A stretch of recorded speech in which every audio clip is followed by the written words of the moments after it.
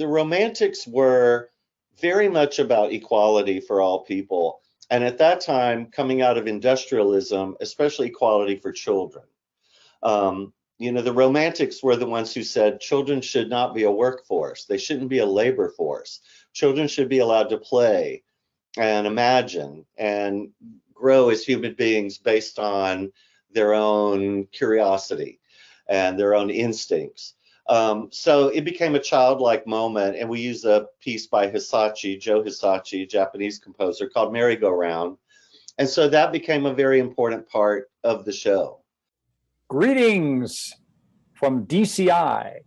This is Drum Corps International staff wishing Marching Roundtable and Tim Hinton the very, very best on your 1000th episode. We're so grateful for everything that you have done for marching arts all around the world. Keep up the great work. Congratulations. Thank you. Congratulations. Congratulations. Hey everybody, it's Tim Hinton, the Beast of the Marching Arts. So privileged today to be talking to Scott Chandler of the Blue Devils. Scott, how are you? Good. Thank you very much. Good to be here. I know your summer is so crazy busy and right in the middle of the season. Everybody, we're recording about the middle of July 10th is when we're talking. So Scott, I'll start like I always start. How are things going? Good. Yeah, everything's progressing really well. And it seems like everybody's having a great summer. So it's an exciting time for DCI. Yeah. I agree with that. All the shows are really, the thing I was thinking is that some of us old timers got really nervous, with all the new innovations, the costume, everything. But I got to tell you, there was a time when every drum corps show sort of seemed the same. And that is not the case now. Like everybody is so unique and different and being themselves. And I really love that.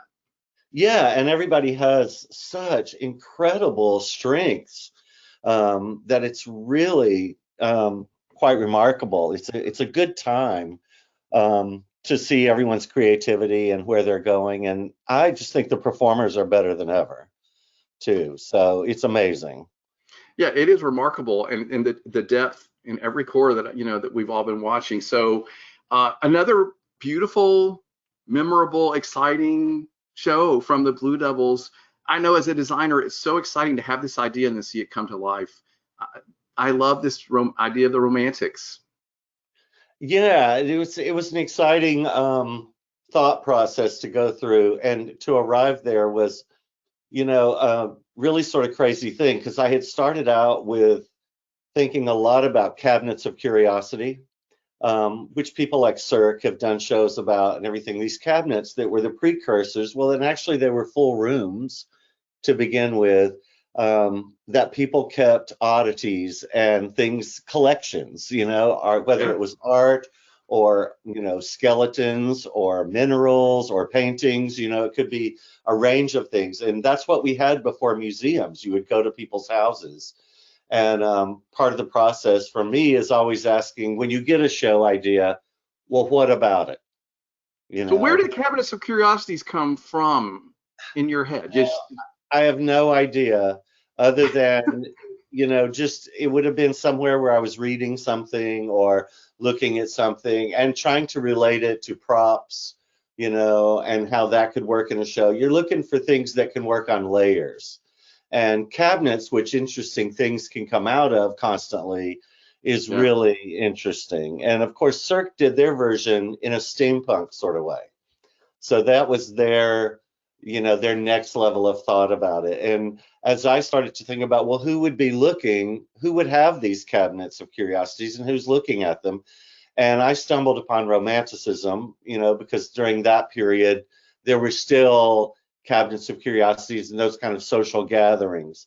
But then I found that really interesting. So even though our props can sort of allude to cabinets and have really interesting things come out of them, absolutely. It was really the Romantics that sparked my interest and what that meant sort of psychologically and from a timeline standpoint. Well, last year when we talked about the Matisse show, I had shared with you that I had this really personal connection with from a trip to Paris with the cutouts myself. And so then I want to make sure I have a personal connection with cabinets of curiosities. It's like, I don't know, it's like you're reading my mind or something, Scott. I don't know if you remember this, but my husband and I have opened a bed and breakfast here in Tampa Right. that has a Congratulations. paranormal theme. Yeah. And we think a lot about oddities. That's so weird. Yeah. Everybody said that, but like we do, we think a lot because we're sort of like, we call it modern Victorian. So, Uh-huh. but so it's sort of in that same time period, and we did a lot of research about, okay, the Victorians had a lot of oddities and weird collections Right. in their homes, and we spent a lot of time figuring out, well, how do we do that here? Yeah. Like we actually thought about, like they used to have collections of like locks of hair and Oh, people's yeah. fingernails, and like Right. so we were at one point we were like, okay, we'll get all our friends to cut their fingernails and we'll do a display. And then finally we came to our senses and we're like, okay, that's like, we want to be a little bit creepy, but we want to be that weird. So I'll tell you, that's not here. I would love for you to come see the place sometime, by the way, if you're ever Yeah. in Tampa. But my point was, I've done a lot of thinking about oddities and those weird things that people collected. Yeah. Everybody keeps wanting us to have taxidermy here, and we can't bring ourselves to do it. It's just too much. Right. You know what I mean? Like I just can't have a stuffed rabbit or squirrel or something. No, Like I I've know. seen them and they're really cool, but we have such different perspective now than Victorians or even the Romantics had about things, but they had a deep fascination, with those kinds of oddities and things that were so unique and different, constantly looking for something new to arouse a sense or a feeling. Yeah. yeah, and I could see, it was like I heard you mention in an interview, like it's a little bit of a status symbol thing too, like what have I collected and what are you going to come over and see that I have that's so cool? Absolutely. So I don't know if it's a collection of fingernails, but it's, like the idea that all these curiosities and oddities. I've met a lot of people over the last couple of years as we've been doing this who are really into curiosities and oddities. Yeah. So anyway, I just wanted you to know, like, I was fascinated that I've like lived in this world, and then there it is. Yeah, that's so great though. Yeah, and it is really super. interesting, and people do love still, seeing things that can ignite some sort of feeling or response. So Absolutely. you're setting up the perfect, Yeah. And it's been interesting. Folks. Absolutely. And we have so much fun, sort of, I'm sure, like you did, deciding what to do in the show and how are you going to portray. Like we decide, like, what can we find? And then do we bring it home? And then if we do, then how do you put it, like, how do you display it on the shelf? Like we've done a lot of very detailed thought about all of that. Yeah. So I don't know. It was weird to me that once again, you were in my head and like I was so living in this world. Well, that's great. It's a fascinating subject, and especially as our precursors of museums, that this is what people did, Yeah. And how far they would take it was, of course, depending on their status and what they could afford, and their own unique eccentricities, But yeah, my problem was, as I thought about the cabinets, was just laying out a program, how to really lay out a narrative to it and a storyline that would cause the kind of connect the dots game that we like to play. Yeah. So, that's when I went to, well, let's put it in the time of the Romantics. And I love it. And that was all sort of happening, that Victorian thing and romantic thing, that was all sort of at the same basic time frame, looking broadly.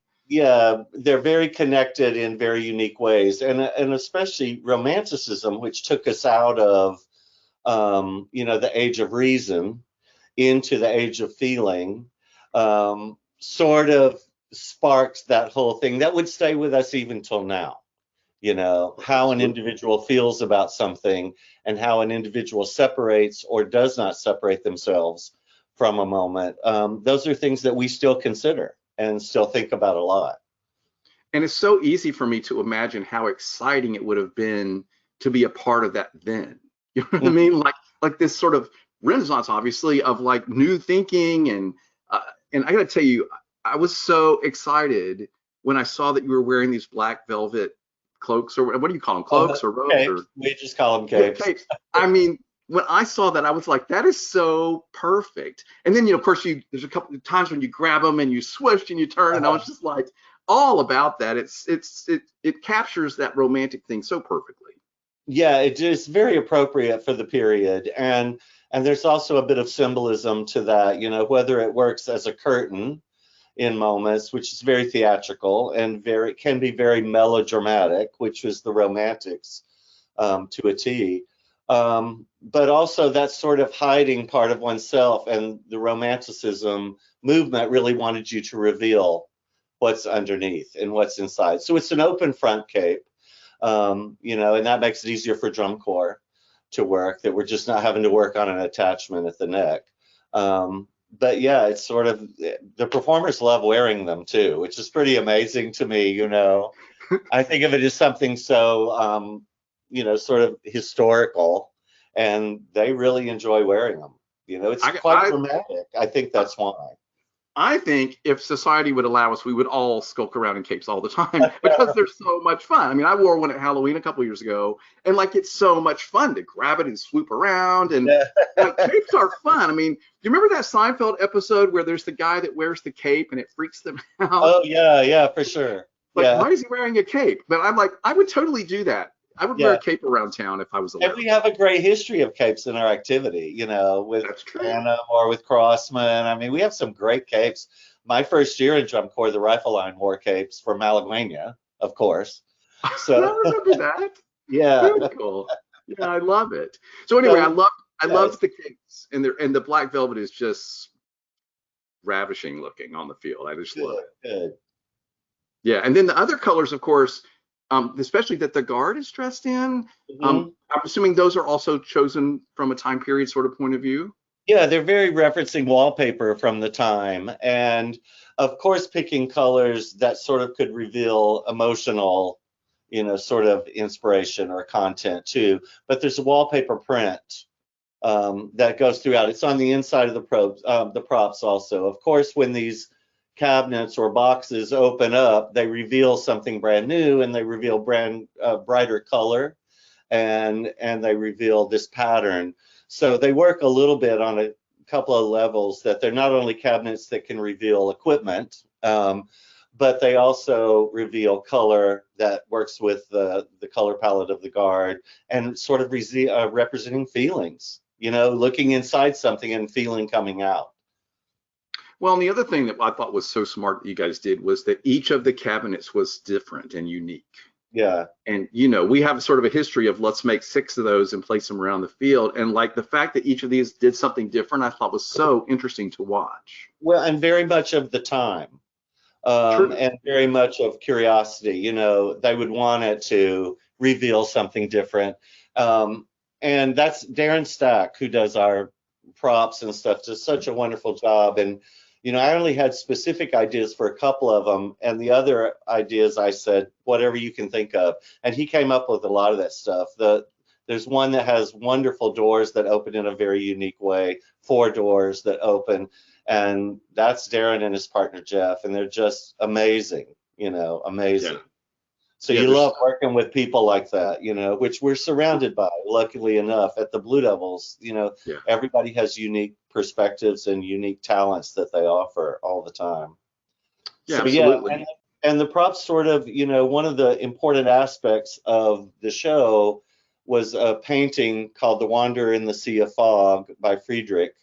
And it's of a lone person standing amidst the awe of nature on a mountaintop that's covered in fog. And so the cabinets also needed to work as a landscape that could look like a mountain range. Thus, they're off center. They're not just all symmetrically square. They're different sizes like mountains would be, so that by the end of the program, they can turn around and become this landscape. And that was an important painting during the time, and maybe is one of the most representational of Romanticism, because of the lone individual standing in sort of this sublime moment in awe of nature. Yeah, the reverence for nature was so big for the Romantics. So I want to know about the carousel horses.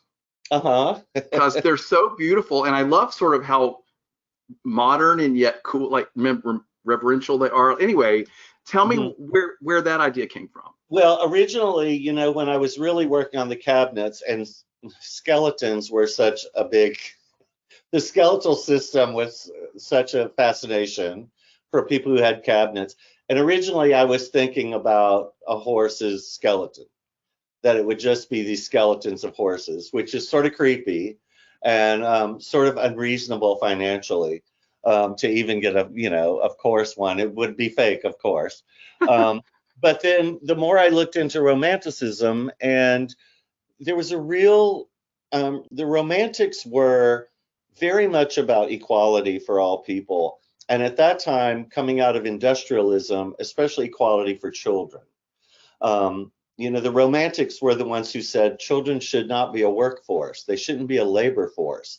Children should be allowed to play and imagine and grow as human beings based on their own curiosity and their own instincts. So it became a childlike moment, and we use a piece by Joe Hisashi, Japanese composer, called Merry Go Round. And so that became a very important part of the show when we got into the section that's called Imagination. And the horses were part of that. Now, during that, we sort of allude to Mary Shelley's Frankenstein a little bit by opening a cabinet and everyone reacting in a bit of horror to it, because fear and horror were also very Gothic, inspired emotions for that time. So that happens right in the middle of that, but we quickly return to a childlike atmosphere. Yeah, but that's where the horses came from. Yeah, I actually read. Imagination, childlike, Yeah, that makes perfect sense. I mean, and I love the way it's portrayed. I recently read Mary Shelley's Frankenstein. Oh, did you really? I did. I mean, I'm all in this world of horror and paranormal stuff now, Scott. It's very interesting. I'm dipping my toe in, but it was not. The book was not what I expected.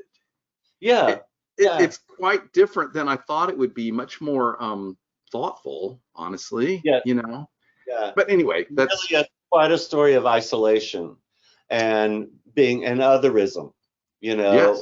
Individual or being treated like another, and we sort of allude to that isolated feeling that a human can have, or a being of any kind, in the ballad, so we really look at that during our ballad time. But yeah, Frank, it got sort of exaggerated through Hollywood, when I decided to do Frankenstein. Yeah, as Hollywood tends to do. Mm-hmm. With whatever.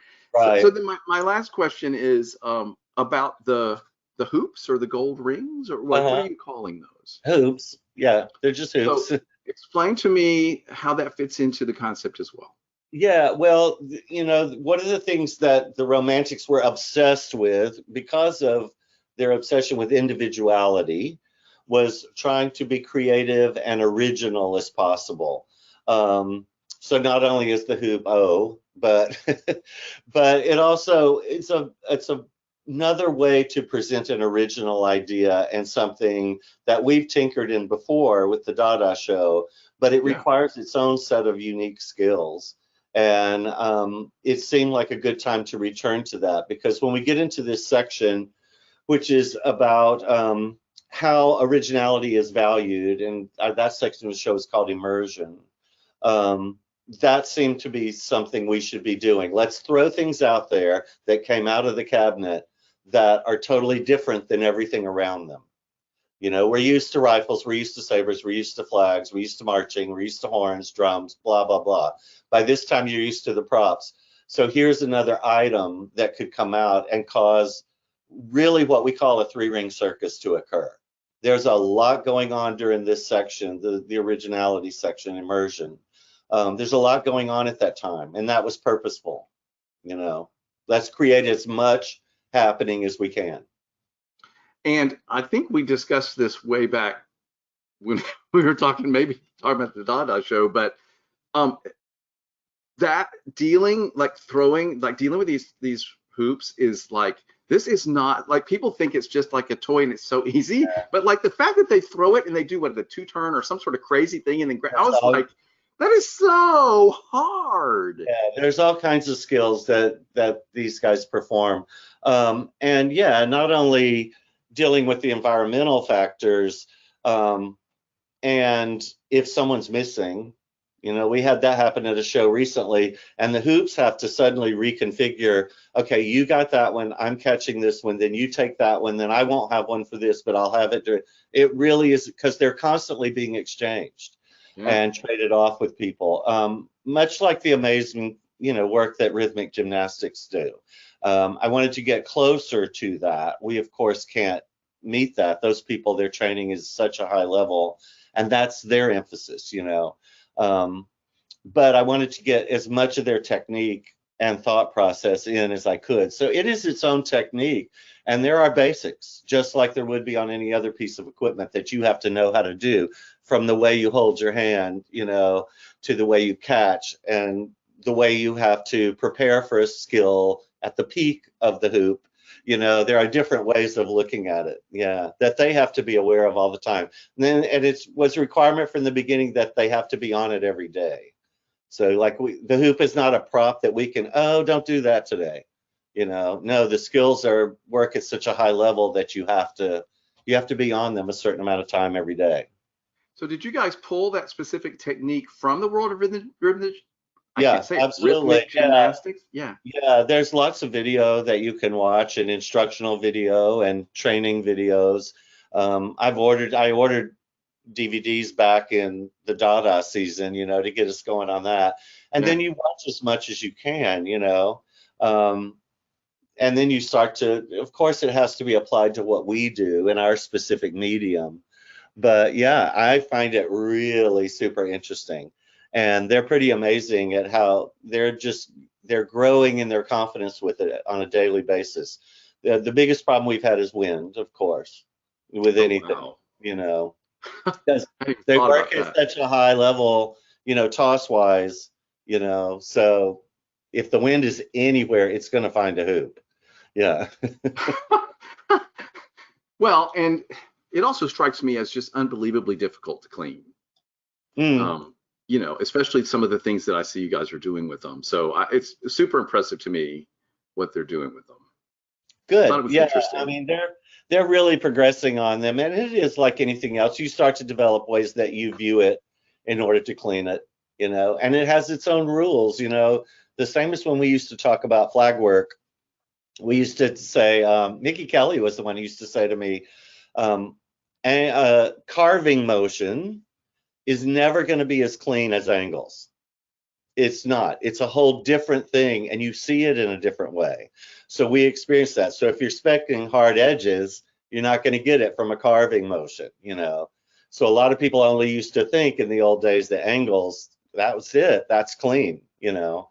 But when we got more dimensional, you know, it became a different way of seeing what clean is and what does that mean for that particular moment and move. And of course, now we found that in color guard. Well, hoops are much the same way, you know.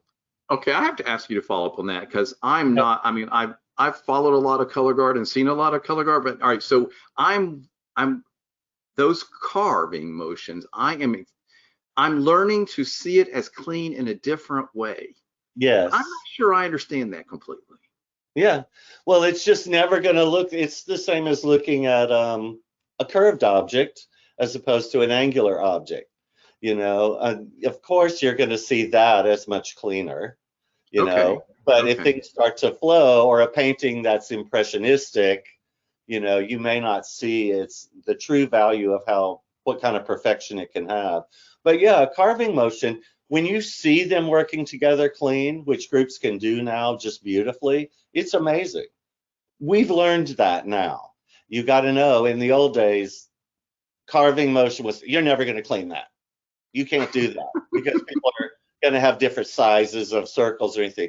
But we've learned how to relate it to the body, and that's a lot of what you're seeing is how that carve relates to the human form, which you're used to looking at, you know, and you're more familiar with knowing how it relates to the body. So you would know if somebody's way far away from their body or if people are working within a sphere of their own makeup.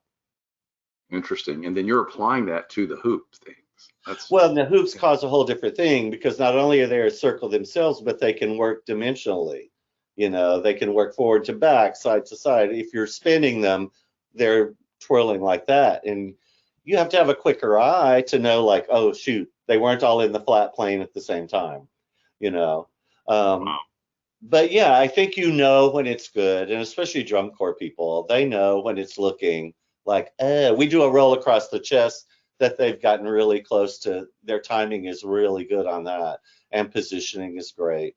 So people have really noticed, oh wow, that was together tonight. Like that really hit, because you're talking about the energy of just the flick of a wrist and a round object that can change just with the intensity you might have from adrenaline in the moment, you know. Right, much less the environment. Yeah, plus the environment. And we've gotten more accustomed to, with rifle and saber and flag, being able to control that and the weightiness of it, and the shape of it. A hoop tends to have a mind of its own, but rhythmic gymnasts have certainly worked, through centuries of being able to control that apparatus, so it's pretty amazing. Very interesting stuff. I also just wanted to make sure and say that I feel like the music it just is exactly what I think it ought to be. Like it has the right tone and feel, and the darkness and the richness. I really appreciated the choices there. Good. Yeah, Dave Glide did a masterful job with all of that, because as usual, we like the psychology of the moment as opposed to the historical accuracy of a moment. So I didn't want to just use music from the Romantic period. We allude to that certainly, especially in the beginning of the show. But no, it had to be about what we're experiencing, this sort of Romantic period through our current and modern contemporary beings. So it sort of had to be that musically, which is fun for us, So you're thinking, I'm portraying this. What does romantic mean for someone today, really? Right. Well, and you think about Hamilton. Okay. Yeah. You got to experience a moment or a time from the past, but it wasn't through their music. Yeah. Okay. That's a great example. Yeah, musicals do it a lot, and movies do it a lot. You don't necessarily have a soundtrack that's of that period. But yeah, and in drum corps, a lot of times people are a little resistant to that, but no, it's been fine. I think people understand, people's feelings understand. They get it, they can feel it. Yeah, but I mean, like, I felt like sort of that angsty, emotional thing about romantic music was there, and I guess that's what I'm saying. Well, yeah, and the melodrama of it, and the extremes of it, that it can go from Hisachi's Merry-Go-Round to music from, what's the movie that just won Best Movie and Best Actor? I can't think of it right now. We're both going to go crazy. Right. Okay, but I know what you mean. Yes. Current movie soundtracks, yeah. Yeah. And movie soundtracks movie soundtracks, of course, are all about portraying emotions and feelings and drama. Of course, yeah, and the moment, sort of the psychology and emotion of a moment. Yeah. Well, amazing performers again. I wanted to say one more thing before I let you go, and that is that right after WGI ended in Dayton, I had a conversation with Olivia Wilde and her father Daniel about that amazing experience that the Avon Guard had. Right, fantastic. Yeah, and of course she, at the time, it was like a week or two after Dayton had finished, she was starting to look toward the summer, and she was telling us that she was very excited that she was going to march with the Blue Devils this summer. And so I asked her why she decided. I'm assuming you didn't probably see this. So I asked her why. Well, first off, Daniel was excited about trying to come out and spend some time volunteering with the Corps, and then I asked her why, why did she want to march at Blue Devil? So I'm going to show this if you're okay. Ask you. And as I have told Pat Seidling, and I texted Scott Chandler, that all I really want is I just want to drive him and Jay around. That's it. I just want to drive the camper with Jay and Scott, and they just talk about it, and I can keep my mouth shut and learn from them. Because if I could have that experience, I'll drive them up and down the coast, whatever they want. I'll go get them bagels, whatever they want. I'm hoping they at least take me up on this offer one night. Hey, Olivia, why the Blue Devils? You mentioned that Keely was there. Is that why, or why did you choose this corps? Not necessarily. I mean, one of my, like, since I was probably like COVID, that's when I really kind of started to focus really heavily on weapon and just technique. But dance and performance has always kind of been like one of my weaker suits. And that's what I've always loved about the Blue Devils. I love just their aspect of performance. I love how they move. I think that I wanted to challenge myself in that area. And also, it's just one of the corps where, pretty much no one from Avon works there, and I thought it was important to. No, wait, that's not stop. No, it's great. I love this Yeah, answer. I but love it. Trust me. I wanted to push myself and hold myself accountable in a way that I wanted to learn under, just a variety of people so I can expand myself in as many ways as possible. And I'm going to college, so it's good to have those experiences where you're putting yourself out there and into situations you're not as familiar with. Okay.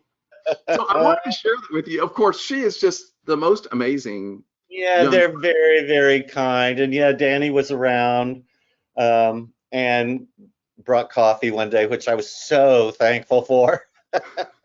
But yeah, and Olivia's wonderful. And of course, the second she walked in, all the kids know voila. So, she had that sort of aura about her because that was such a wonderful time and moment, for her and for Avon. But yeah, Olivia she's so smart, and she's really worked, like, to the point where sometimes you have to tell performers, you have to go get water. You have to go eat now. Like, it's that she is such a workaholic, but just adapted really quickly, and that's her training too. Of course, she's coming with former training. So it's wonderful to see her amidst that. And yeah, we love having her. Well, of course. And I just thought she was absolutely impressive and delightful. And I was so happy I got to talk with her. And Daniel he wanted to talk about the show, and it was wonderful to hear about their show. And but anyway, they said some other things about how much they love the Devils and all that stuff, which is in that interview as well. But I wanted to share that because I was thinking about her as I was thinking about talking to you today. Yeah, no, it's really kind, and Olivia and her brother both are there, and it's just so great to have both of them there. And they're in the throes of it right now, so I keep my fingers crossed. So please don't start hating it at all, because drum corps can just be grueling. Let us hit Mississippi, and where it's going to be really hot, the swamp tour. And I think that about all of the performers. They jump on board and sign on with this thing, and you just want them to be enjoying it. But they're both wonderful. They've both been great, and great additions to the drum corps. They're great Blue Devils. Yeah. Yeah, of course. It's and I guess it's a Blue Devil family now. We'll say that. Clearly.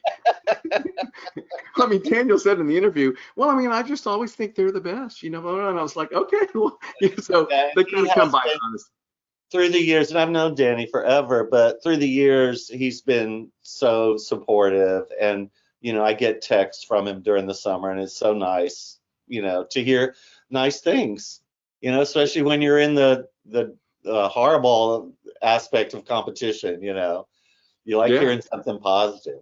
Well, of course. And yeah, I mean, he's great, and it was fun to talk to him. And I feel like that sort of pushing through the horrible part of drum corps is also part of why we love it, like it's just part of what it is, those really hot, long days in the humidity or whatever, but it's part of why it's so rewarding in the end.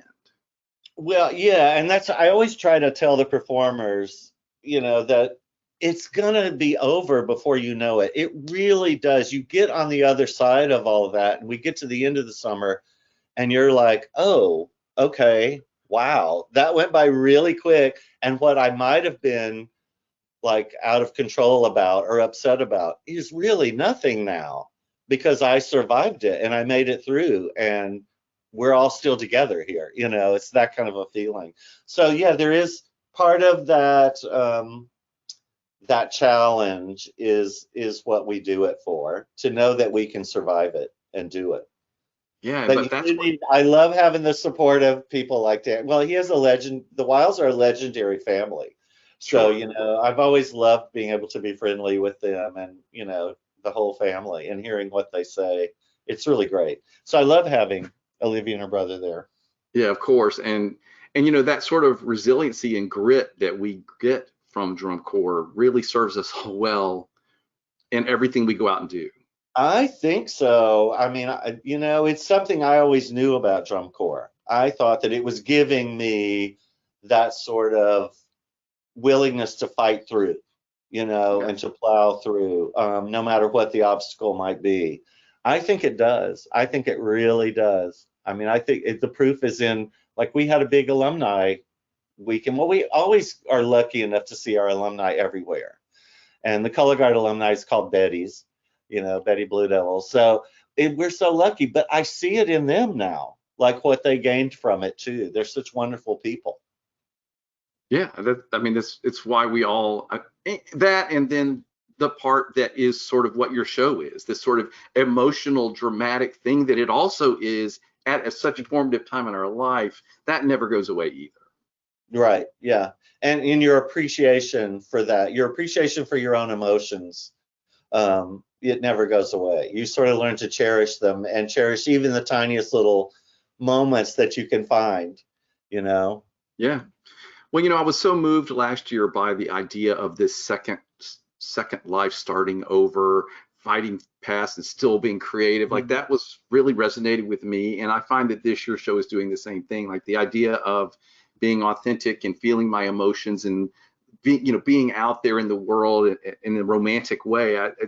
I love this idea. So you sort of sucked me into it all again in a way that I'm really like.